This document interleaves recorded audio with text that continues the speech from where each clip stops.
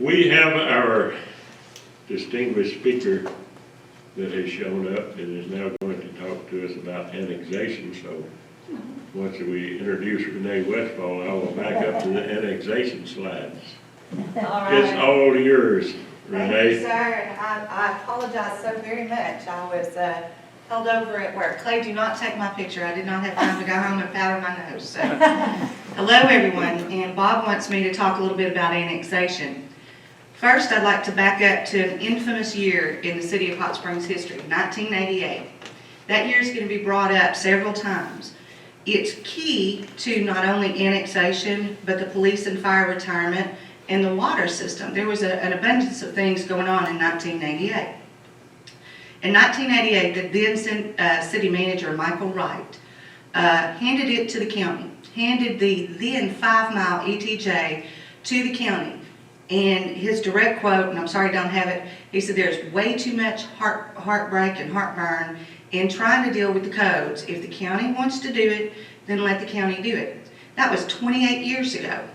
It was called a 5-mile ETJ, and then it was reversed to a 1-mile ETJ, and a lot of it was referred to as lake zoning because this was property that was problematic. Weekenders, condos, apartment buildings. Now they're calling it Area A and Area B, the desired annexation place. The reason that that's important is for the residents of the city of Hot Springs, like myself, we are stretched to the limit with all the burdens that have been placed on us. If you listen to all the figures, the water and the sewer that the city residents are forced to pay for the county, well, we know that's not really true, but you know, let's just listen to it. The cost of the Majestic, the purchase price, the city has currently a $2.6 million underfunding in the self-insured health accounts. This is the way that they pay for the city's health insurance. They've had a bad run. We put almost $1 million in March to make up for $1 million deficit last year. Now we are once again $2.65 million in the hole in one area. Now, annexation would be a really good idea if it brought a big swell of income to the city, and if city code had been utilizing, and correct me, Judge, here if I'm wrong, but the city code inspectors always had the authority to go into the ETJ and inspect water and sewer. What about fire? No, they don't do that. That's up to the volunteer fire department. Okay, well, if they had been inspecting plumbing, water, sewer, all of those kind of things, and we knew that every one of these areas were in pristine condition, and we wanted to take it in, there still wouldn't be a point in it. What does the city get out of annexation? We just get more to take care of. And judging from some of the comments at the board meetings, we get some more unhappy people to address their directors. So what's the point? Well, the point was revealed 2 weeks ago whenever the first attempt at a millage was put on the city agenda. They had to back up though. They couldn't put a mill for the police and they couldn't put a mill for the fire. Because in 1988 they tried that and were sued. And the money that had been collected, which was specifically for the police and fire retirement accounts and was supposed to be turned over to lot fee while the suit was ongoing, was held in the accounts.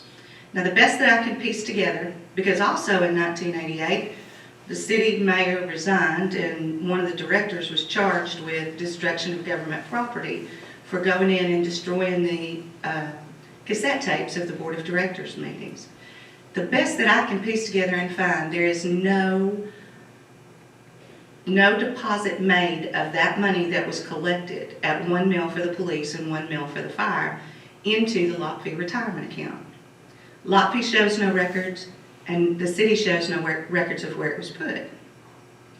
But you see, the city got sued because they were collecting this millage illegally, and the money had to be held until the final judgment was made.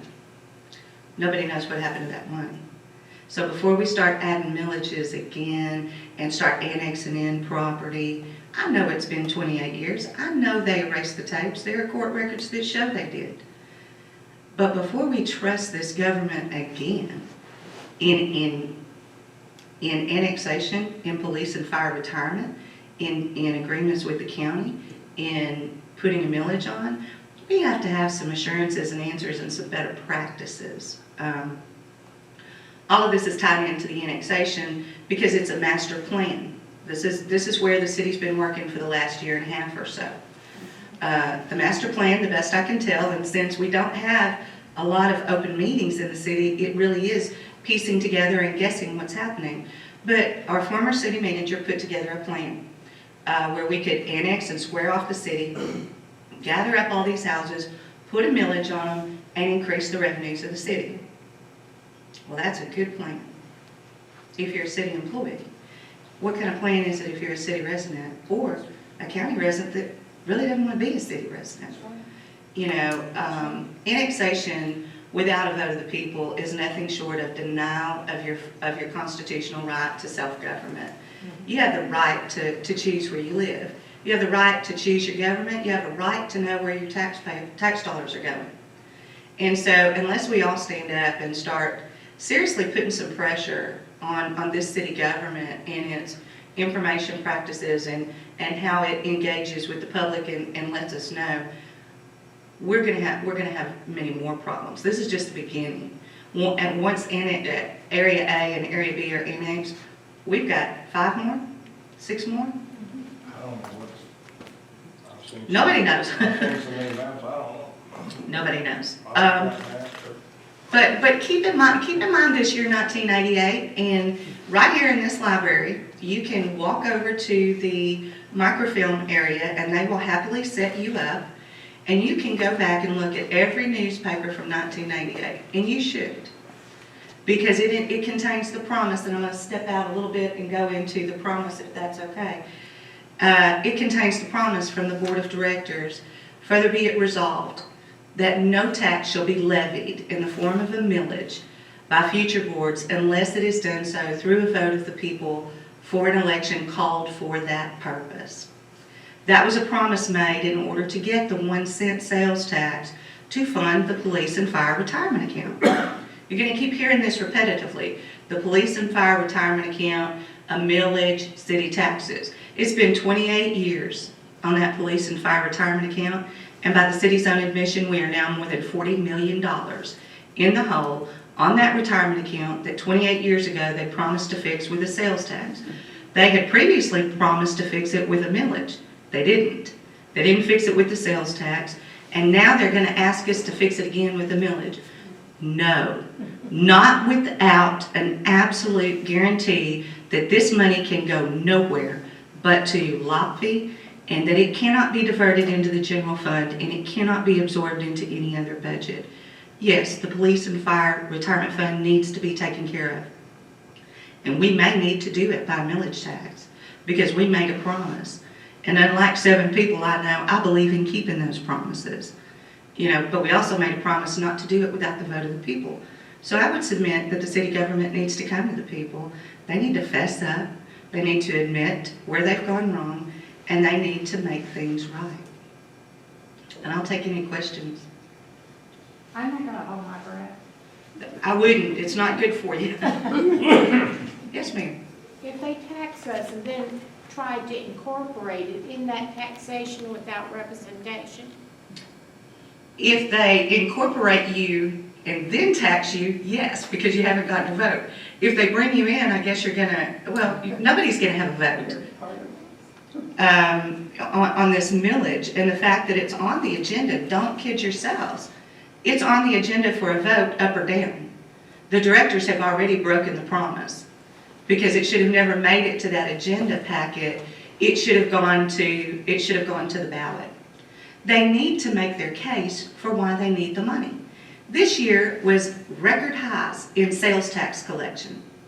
I just read an article that the AMP had broken all of the records in tax records. right, I heard that. It's not that they're not getting more money. So what is it? What are they They can't doing? get it fast enough to cover their expenses.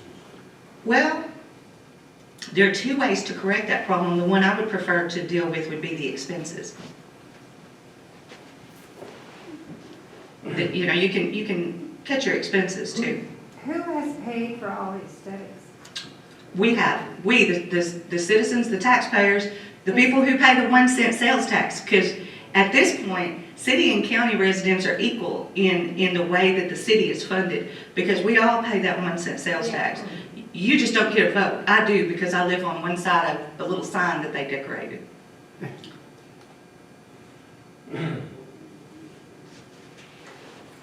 And the studies were authorized by the board of directors, so if there are no more questions, Yeah, what can we do? What can we do? What are our options? Tuesday, there's a board of directors meeting. You can go and speak to it. Tell them no. You have a 3-minute limit. You have to sign up before the meeting. But the only opportunity that citizens have to address this board is at their meetings. Huh? We went there, and then Yeah. they They pulled canceled it. it. They pulled it Because because, too many people showed up. Yeah. well, if we made triple the people show up this Tuesday night and they cancel it, then they can't get it on the county ballot. So it is more important this Tuesday, whether you are for it or against it, to put your voice out there and let these representatives know. Because these are the directionless directors. They have no direction from the people because they seek no direction from the people. I thought last Monday was the cutoff date. No. 30th of November. The what of November? 30th of November. Thank you, guys. Thank you, Renee. Thank you. Appreciate it.